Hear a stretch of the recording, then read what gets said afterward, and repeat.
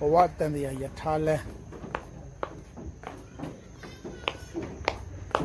အမှတ်382တရားအရှိက200တရားမြင့်62ปีပေါ့နော်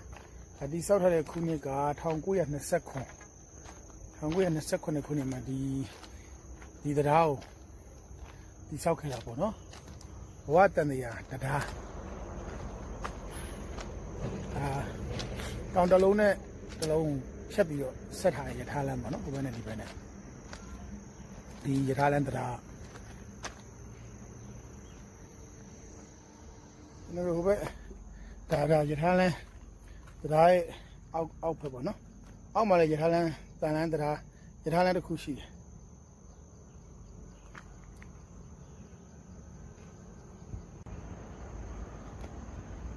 ဒီမှာကျွန်တော်နောက်မှာဘဝတန်တရားယထာလန်းဘဝတန်တရားတရားပေါ့နော်ယထာလန်းဖောက်လို့ထားတဲ့ဘဝတန်တရားတရားဒါ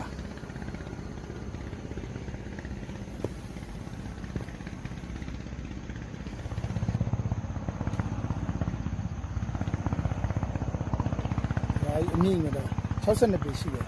ဒီမြင့်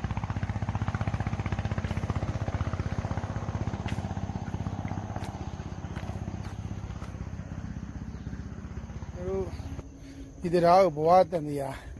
ယထာလန်းလို့ဘာလို့ခေါ်လဲဆိုတော့ဒီမှာယထာ